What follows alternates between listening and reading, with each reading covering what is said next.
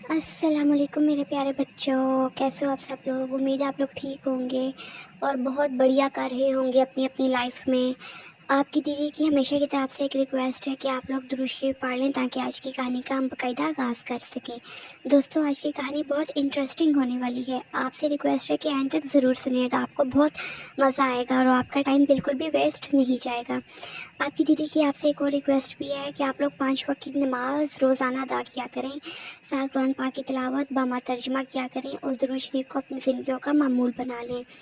میرے پیارے بچوں، آپ دیکھو گے کہ آپ کی زندگیوں میں کتنا بہتری اور سکون آنے لگا ہے۔ نماز تو ویسے بھی کامیابی کی کنجی ہے، انسان کی فلاح و نجات ہے۔ یہ دنیا تو محض ایک قطرہ ہے، بلبلے کا قطرہ ہے، پانی کا بلبلا ہے جو کہ عنقریب ختم ہو جانی ہے۔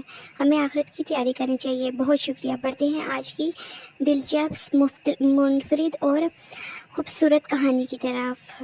کہانی کی شروعات ہوتی ہے انڈیا کے ایک غریب سے قصبے سے، انڈیا کے ایک چھوٹے سے ٹاؤن سے، جہاں پر کسان اور اس کی بیوی رہتے تھے اور ان کے 2 بچے تھے۔ ان کے گھر میں بہت غربت تھی۔ غربت کا یہ عالم تھا کہ ان کے پاس سونے کے لیے چرپائی تک نہیں تھی، کوئی بیڈ تو دور کی بات چرپائی تک نہیں تھی۔ ان کے گھر میں کوئی پنکھا، کوئی کولر، کوئی اے سی نہیں تھا۔ کسان اور اس کی بیوی اپنے بچوں کو پڑھا لکھا آدمی بنانا چاہتی تھی۔ وہ چاہتے تھے کہ ان کے بچے ان کی طرح غربت کی اور قسم پسری کی زندگی نہ گزاریں، بلکہ اپنے پاؤں پر کھڑے ہوں، پڑھ لکھ کر ترقی کریں اور اچھی زندگی گزاریں۔ بچے بھی بہت لائق اور ذہین تھے۔ کسان کے گھر میں بہت زیادہ غربت تھی۔ اس کے گھر میں کھانے پینے کا بھی سامان نہیں ہوتا تھا۔ وہ جو کام کرتا تھا اس سے تھوڑا بہت گھر کا چولہا جل جاتا تھا اور ان کے گھر میں کوئی بھی آمدن کا ذریعہ نہیں تھا۔ کسان کے بیٹے پڑھ رہے تھے۔ ایک دن کچھ ایسا ہوا کہ کسان کو کچھ رقم ملی جو کہ اس کے باپ دادا کی وجہ سے اسے اچانک وراثت میں ملی۔ وہ کچھ چند ہی پیسے تھے۔ اس پیسوں سے اس نے اپنے بچوں کے لیے اے سی خریدا۔ اب وہ غریب ٹاؤن تھا، غریب قصبہ تھا، وہاں کے ارد گرد کے لوگ بھی غریب تھے۔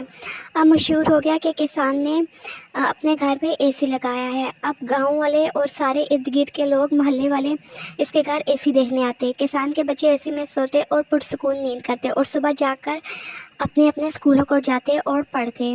اور یہاں پر کسان کی کہانی ختم ہوتی ہے۔ کسان اپنے بچے سے بہت محبت کرتا تھا، اس لیے ان کے لیے اے سی لگوا دیا تاکہ بچے آرام سے سوئیں، صبح جا کر سکون سے پڑھیں اور ان کی پڑھائی میں کوئی خلل نہ آئے۔ دیکھیں ماں باپ اپنے بچوں سے کتنا پیار کرتے ہیں۔